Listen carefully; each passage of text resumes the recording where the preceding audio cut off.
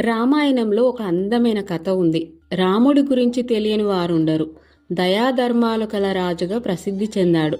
రామాయణంలో ఉత్తరాఖండలో జరిగిన ఒక అద్భుతమైన ఘట్టం ఇది. మనుషులకే కాదు, ప్రతి జీవికి న్యాయం జరగాలని శ్రీరాముడు కుక్కకు న్యాయం ఎలా చేశాడో ఈరోజు మనం ఈ కథ ద్వారా చూద్దాం.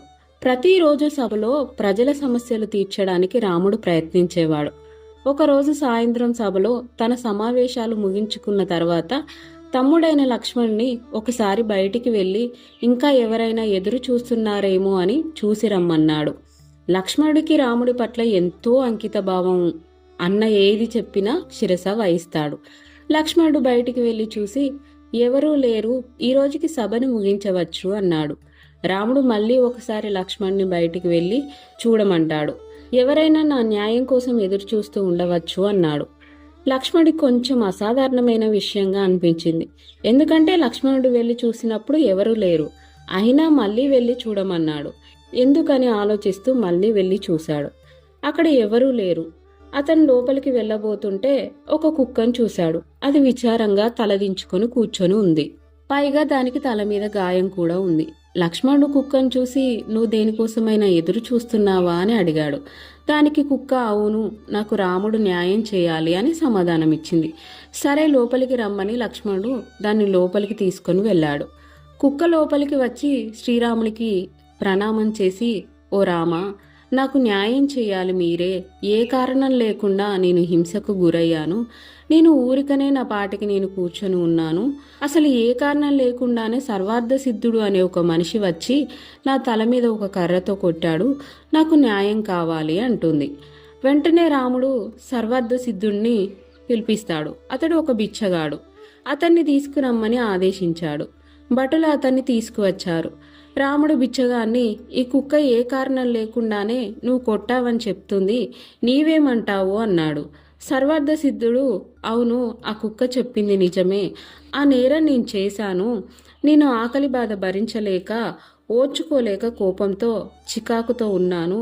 ఈ కుక్క నేను వెళ్లే దారిలో కూర్చొని ఉంది. అందుకే కోపంతో చికాకుతో ఈ కుక్కను తల మీద కొట్టాను. మీరు నాకు ఏ శిక్ష వేయాలనుకుంటే అది వెయ్యండి అన్నాడు. అది విన్న రాముడు ఈ విషయం తన మంత్రులతో, సభలోని వారితో చర్చించాడు.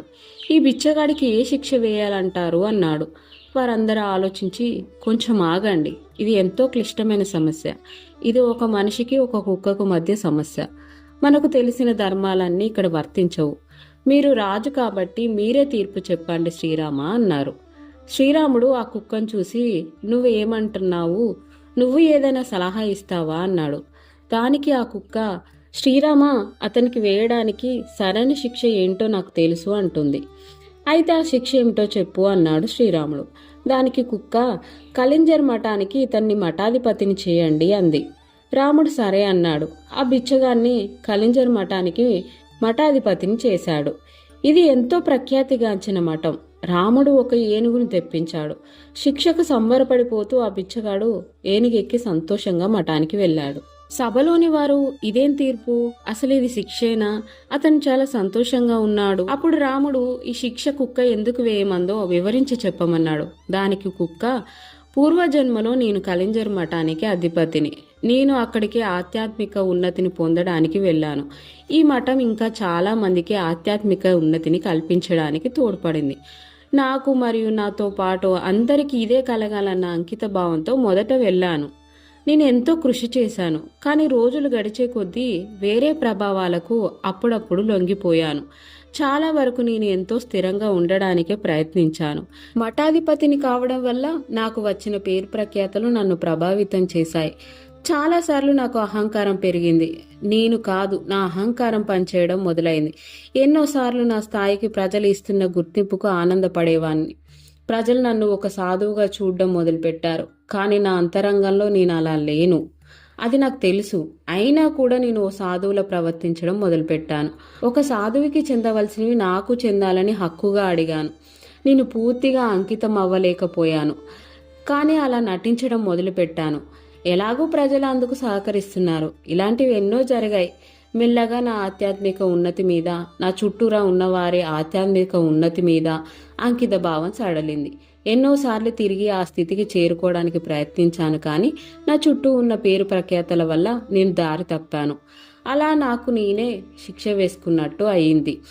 అలా ఈ జన్మలో నేను కుక్కగా జన్మించాను. ఈ బిచ్చగాడికి కోపం, అహంకారం ఉంది. ఊరికే చిరాకు పడతాడు. అందుకే అతన్ని అతడే శిక్షించుకుంటాడని నాకు తెలుసు. నేను చేసినట్లుగానే అతను చేస్తాడు. అందుకే ఇది అతనికి సరైన శిక్ష. కలింజర్ మఠానికి మఠాధిపతిని చేయడం వరం కాదు, శిక్షించడమే అంటుంది. ఈ కథ ద్వారా రాముడు కుక్క మనకు ఏం చెప్తున్నారంటే, ప్రజలు తమను తామే కఠినంగా శిక్షించుకుంటారు. బాధ, విచారాన్ని కొని తెచ్చుకుంటారు. వాళ్ళు ఏ దుష్కార్యం చేయవలసిన పని లేదు. వారి జీవిత ఆధ్యాత్మిక ఉన్నతి వైపు అంకితం చేసుకోవచ్చు. కానీ అలా చెయ్యరు. ప్రతిరోజు ఎంపికలో మార్పులు చేస్తారు. ఒక దగ్గర ఒక దాంట్లో స్థిరంగా ఉండక అస్థిరం చేసుకుంటూ ఉంటారు. పడుతూ లేస్తూ ఉంటారు. అలా చేయడం వల్ల జీవితాన్ని రూపుదిద్దుకోలేరు. ప్రతి విషయంలోనూ ఎంచుకోవడం, తిరస్కరించడం మధ్య ఊగిసలాడే కోతి లాంటి మనస్సు మనది. ఇది సరైందా కాదా అని ప్రతి క్షణం ఆలోచిస్తూ ఉంటాం. ఇలా ఊగిసలాడే మనసు తాను కోరుకుంటున్న భవిష్యత్తుని ఎన్నటికీ రూపుదిద్దుకోలేదు. అలాంటి వారి భవిష్యత్తు ఎప్పుడూ అస్తవ్యస్తంగానే ఉంటుంది. మనసు స్థిరంగా ఉండాలి. ఏ మనిషి మనసు అయితే తన సంకల్పానికి స్థిరంగా కట్టుబడి ఉంటుందో, ఒక విషయాన్ని ఎన్నుకుంటే ఇంకా అప్పటి నుండి మిమ్మల్ని మీరు ఎంపికల చట్టానికి అతీతంగా మార్చుకుంటారో, అటువంటి మనస్సు మాత్రమే మీ జీవితంలో మీరు ఎన్నుకున్న దిశ వైపుకు సాగేందుకు సహకరిస్తుంది. మనసును స్థిరంగా ఉంచి మంచి లక్ష్యం వైపు నడవాలి అని ఈ కథ చెప్తుంది. ఏ జీవికైనా న్యాయం ఒక్కటే అని శ్రీరాముడు కుక్కకు న్యాయం చేసి చూపించాడు.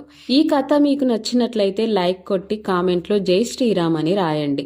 వీడియోని షేర్ చేయండి. ఛానల్ని సబ్స్క్రైబ్ చేసుకోండి. పక్కన గంట సింబల్ వస్తుంది, నొక్కి నోటిఫికేషన్ ఆల్ సెట్ చేసుకోండి. జై శ్రీరామ్.